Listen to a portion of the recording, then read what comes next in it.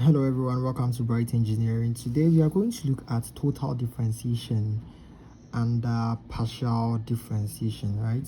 So whenever you have partial differentiation, then it means that we can find our total differentiation from there.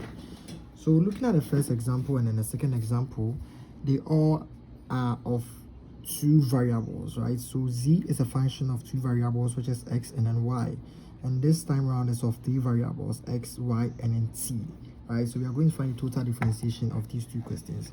But then first of all, let's look at something here. If we have a question like y is equal to x squared, and we have to find the partial derivative of this, the partial derivative of y with respect to the partial derivative of x is going to give us 2x, right?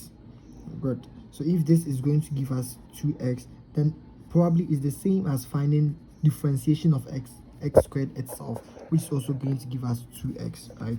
So in order to find this y alone, or the partial differentiation of this y alone, we are going to get partial derivative of y is equal to 2x multiplying by the partial derivative of x, right? And mind you, this 2x here is the partial derivative of this x squared. So it means we can write this as partial derivative of y is equal to, we are just substituting this for the 2x.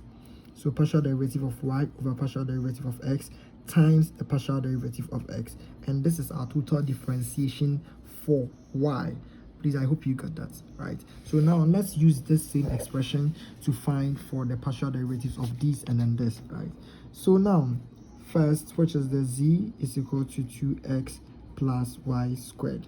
Because this is a function of two variables, you can just straight away go forward and write your formulas like partial derivative of z is going to give you the partial derivative of z over the partial derivative of x multiplied by the partial derivative of x, just like we found here, right? Plus partial derivative of y over, of z over partial derivative of y multiplied by partial derivative of y, right? So this time around, you're going to look at the formula and now you find your answers. So when we look at here and then we want to find the partial derivative of x, or find the partial derivative of z with respect to only s, means that we are going to get partial of z over partial of x to be here. You're going to get 2, and here you're going to get 0.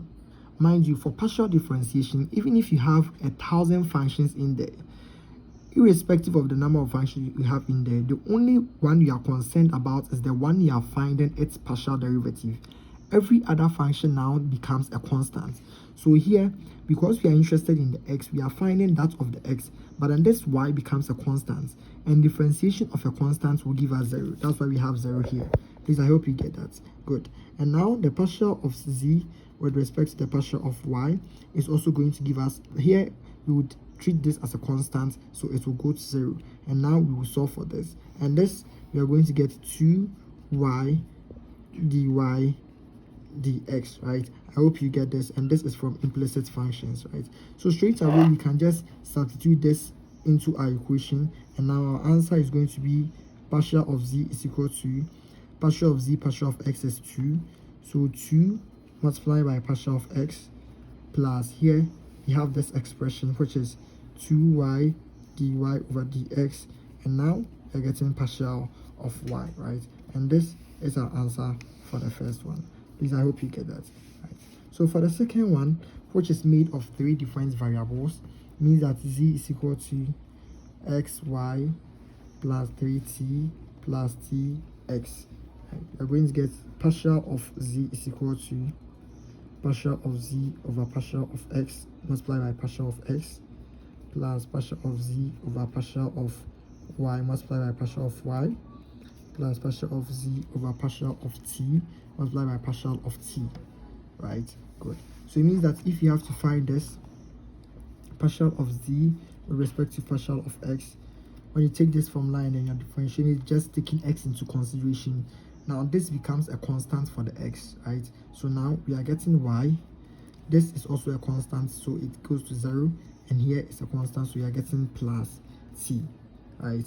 And then for y, we are getting partial of z over partial of y. So here, this is also a constant, and a constant and y is going to give us the constants, right? So we're going to get x plus, because it doesn't have y, this is treated as a constant, which will go to 0. This doesn't have y, it's also treated as a constant, which will go to 0, right? So we have x plus 0, which is the same as x, right? And partial of z with respect to partial of t is also going to give us this whole thing is a constant in terms of t.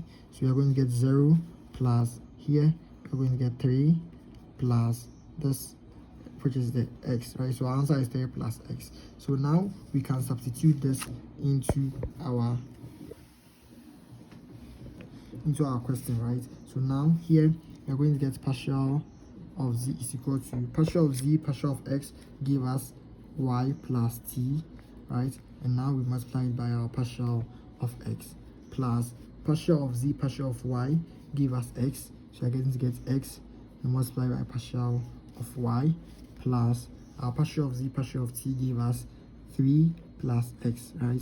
And now we multiply by partial of t, and this is our total differentiation for a 3-variable differentiation. Thank you very much for following us. Please don't forget to subscribe, share, like, and then comment.